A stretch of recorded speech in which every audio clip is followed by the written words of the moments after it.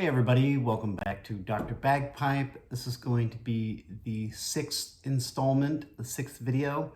If you check out the previous five, they are introductions to various components of my teaching program, like practice chanters, a few unveilings, the Piping Times annual, my personal publication, A New Complete Theory, and a couple of preliminary videos on some scale work. Now, based upon those videos, I introduced some scales, pentatonic scales that are used quite often on the Highland pipes, and also some additional ones that are found in other music that I use on the bagpipe in my own compositions. This sort of begs the question of the next step. How do we talk about harmony on the bagpipe, and how do we create those types of ingrained thoughts in terms of like what is a chord, what is an interval, and how does that translate to the bagpipe chanter and the overall sense of tonality. I wanted to briefly, so this could be useful for everyone, briefly break down what is called a triad on the chanter and demonstrate what the useful triads are. Tonal music, generally consonant music, and a lot of music that you hear, like early classical music and popular music, uses tonality in a way in which a centered key is identified by a chord as well, and that often change in emotion and structure and direction of the piece will be defined by changing those chords. So it's important to know what these chords are in terms of developing new repertoire or harmonizing existing repertoire, or even just analyzing tunes that are perhaps maybe more harmonically oriented, or tunes that are a little bit more in the modal direction, as demonstrated by the pentatonic scale video. This is going to be very, very simple. I'll guide you through it, and I'm going to go from the basis of the chanter first before we get too deep into music theory. I'll probably dedicate a separate video to talking about being in a key and what the general chord functionality is in expressing a key signature.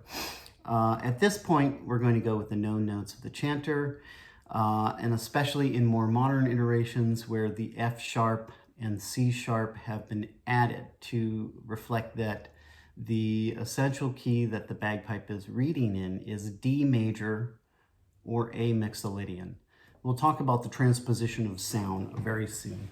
But first off, here is the first available chord in triad. I'm trying to say triad because it involves three notes: a root, a third, which sort of defines the feeling of the chord, and that is usually classified as a major third or a minor third, and then the fifth, which sometimes is a perfect fifth, and occasionally in a scale it is a diminished fifth. We'll talk about that as we go up the scale. Okay, so now the first available chord is on your low G, and generally the chords, triads, move in thirds. So again, if you want the higher octave. Great. Now, so that is what we call in root position, meaning that the root note, the low G, is on the bottom of the chord figuration. To think about chords more thoroughly, we also talk about inversions or voicing. Maybe those three notes of the triad are in different parts of the scale makeup. Maybe the root is up an octave, called an inversion. So this is one way to take the idea of a triad or chord and expanding it out, or revoicing and getting more melodic and sort of contour expansion through that. So here's the root again. And here would be an inversion using the high G.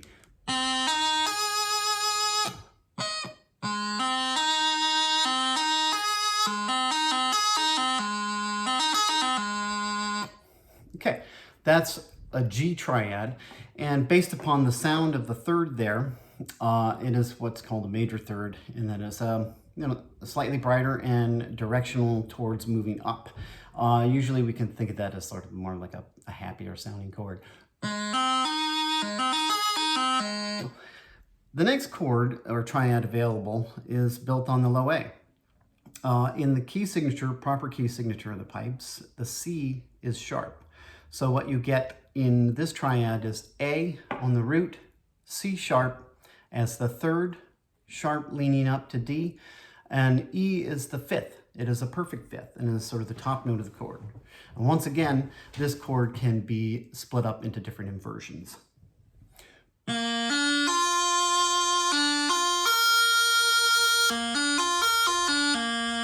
Including the high A as an octave. Okay, the next chord up is another triad built on B. In this case, where we are in the scale, the third, which is D, creates what's called a minor third interval with B.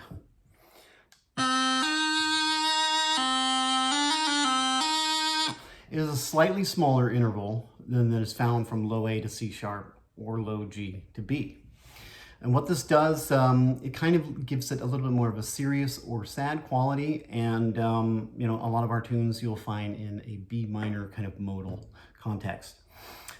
There are no other inversions of the notes available on this particular chord, because there are no other Fs, Ds, or Bs, F sharp to be more precise. Cool. There's a lot of tunes that, you know, even Nest Pipers is a great classic reel that's like kind of just its foundation is this B minor triad. Moving on.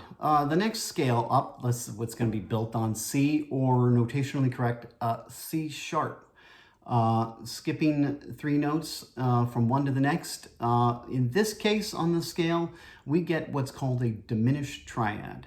What the interval from C sharp to E is a minor third, and the interval from E to high G is also a minor third. So what we get is a tritone or diminished fifth between the C sharp and G. This is a very directional oriented chord. It tends to resolve on the chord that is following, which is D. This chord has some octave equivalents because high G and low G are both available in the chanter. So first, the diminished chord.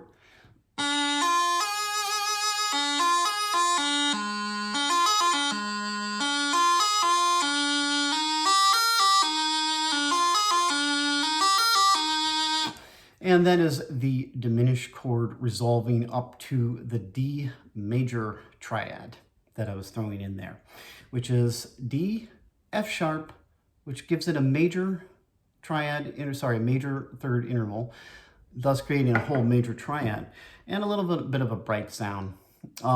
This D major triad is sort of the tonal center of a lot of bright tunes. You hear a lot of tunes that we just call them, they're in D, but basically they do have the chordal mechanics involved that what we would call a 5-1 chord in classical music. So, which would be 5. 5 is the fifth interval or fifth scale degree from D, A, a chord built on A, resolving, or the diminished chord, which is a step below the tonic, resolving to D. So here's the D chord again.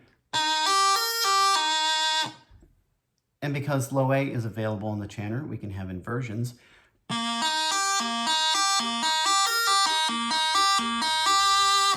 And then a chord below it, the diminished chord, or if you add in, you know, kind of combine the diminished chord and the low A chord, you get a full dominant 7th chord.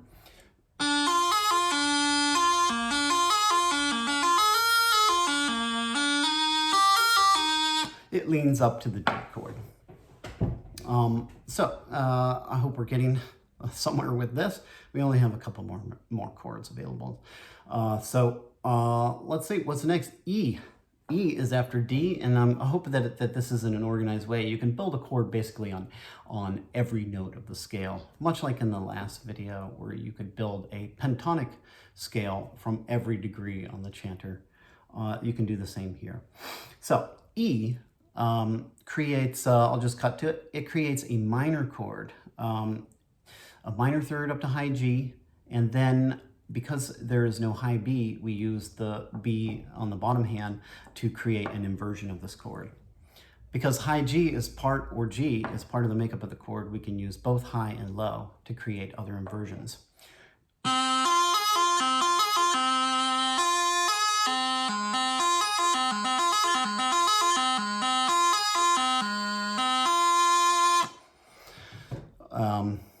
There are a few tunes that are in E minor, notably the Little Cascade.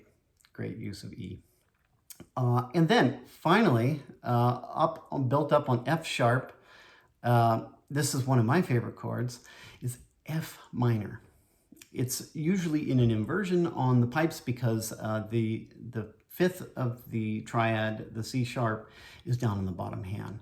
But this is another one of the minor chords. Usually, a lot of the tunes we know are juxtapositions of major chords, and with an occasional minor chord thrown in. But anyway, this is a wonderful final minor chord, F, built on F, or notationally F sharp.